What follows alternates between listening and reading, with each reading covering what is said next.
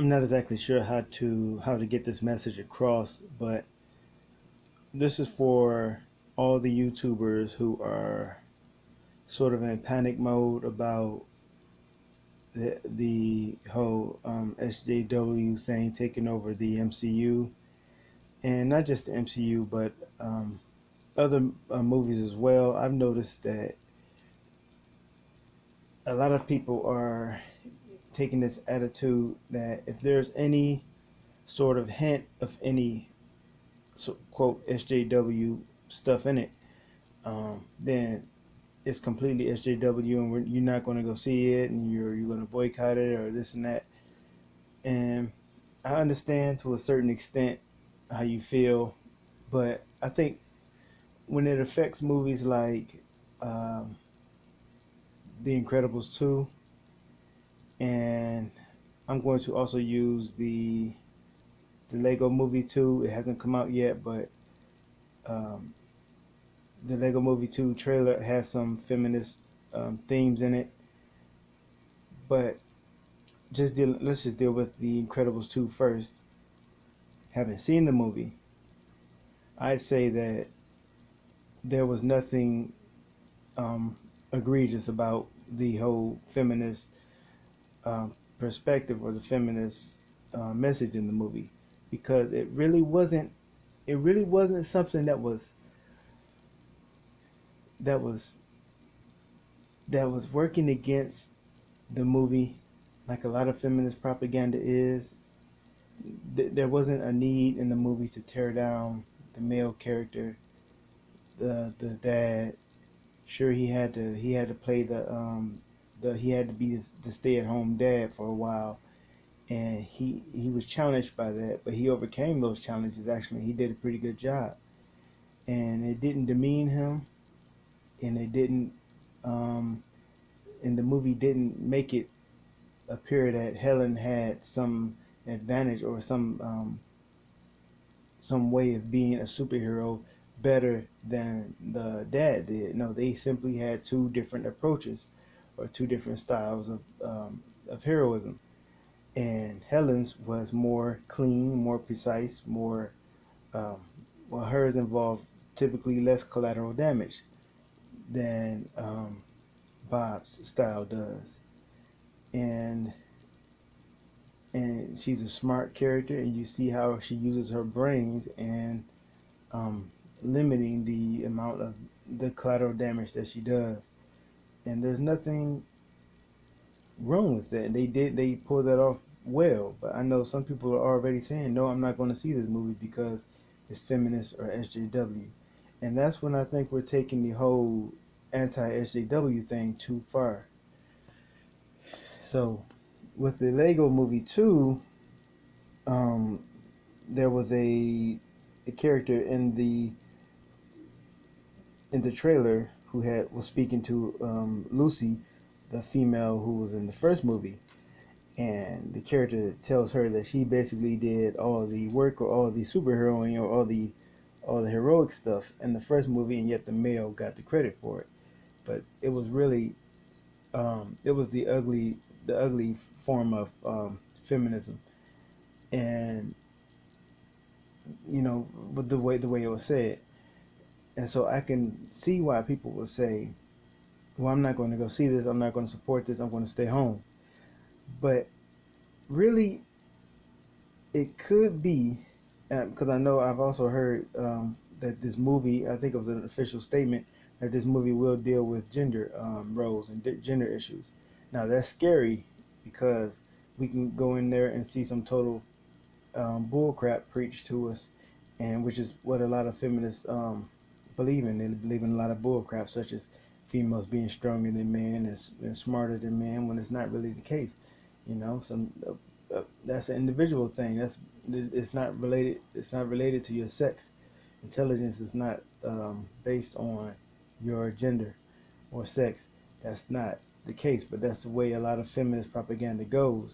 So it's scary to think that we can end up sitting there listening to some just blatant lies coming across, and nobody wants to sit through that.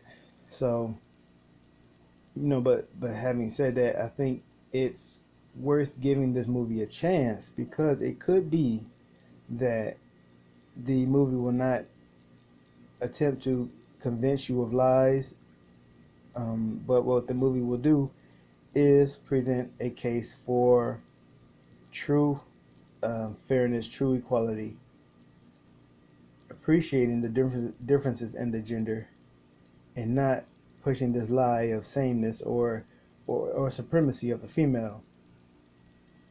So I think it's worth giving the movie a chance and not instantly writing it off as SJW propaganda. And so it's really frustrating me.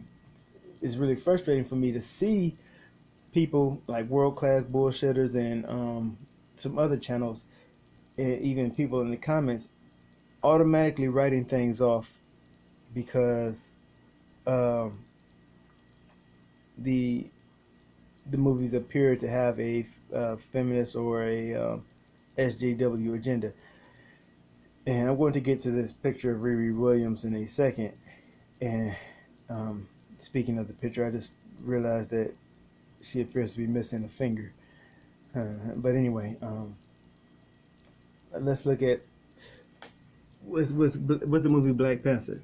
A lot of people decided they weren't going to see that movie because they heard that there was some stuff in there dealing with um, colonialism and basically things that are on black people's minds, or the way that black people really feel about that about their relationship with white people, or their history, or the history of white people and colonialism and and slavery and things like that. But you can't be a person who is like completely unwilling to hear anything about the past that happened. You can't be like, well, just leave it in the past. Don't bring it up anymore. It happened. Get over it. Don't say anything about it. No, I mean, it happened, and people are still dealing with it, and people are still feeling the impact from that. Believe it or not, yes, people still feel the impact of having um, parents and grandparents who did not have as much education or as much opportunity as some other people's ancestors have had. So that is a true thing. That is something that people are dealing with, and so the one way to deal with it is not to shut off all communication on the subject, or to demonize anyone who brings it up. We got to talk about these things. So sometimes it's important to talk about them. Sometimes a movie like Black Panther should be seen by white people, just to get a perspective of how other people feel. And it concerns me when people come out of that movie like, I don't see what the big deal was. It was just a I don't, it's like, well, why didn't you get it? Because they were pretty much telling you how black people feel, and you didn't get anything out of that. You came away from that without any kind of insight or understanding into what your neighbor, your person next to you probably feels. That's something that you should be concerned. You should look at yourself and take a good look in the mirror and wonder why you came away from that movie feeling like you had got nothing out of it. Because I believe it's a movie that black people and white people, or any people of any color, should come away from getting something out of that movie. And so, let's say with a character, let's deal with Riri Williams here. She's one of the characters who may potentially appear in the MCU. Now, she has been handled terribly in the comic books. She really serves no purpose, if you ask me. She's just another, what do you call it, a feminist propaganda character who just comes in and is perfect and great at many things just because. And while I wouldn't have a problem with that, the way the the character's introduction was completely inorganic. And as I have mentioned in previous videos, one of the worst ways to introduce a character or to bring a character in is by brushing the character that they are replacing aside and, daring anybody to complain about it. All characters should be treated like respect, even if they are white heterosexual male characters. They should be treated with respect, and they should be. And if they're going to be replaced by another character, that other character that replaces them should be brought in slowly and um, organically, and not simply just ushered in with little to no what do you call it? Not Passover, but I don't know, a little to no real transition, no mentoring between the characters, anything like that. Uh, so the character was handled terribly, and I don't believe. Wait, first, so that's leading to a lot of people having this knee-jerk reaction to the news that she may be coming to the MCU, and they're kind of going on this whole the MCU is turning SJW and this and that, and they really look. I mean, it's getting kind of ridiculous. You gotta have a little bit of faith that the people who have made these movies as successful as they are in the MCU know how to bring in a character without being ham-fisted about it.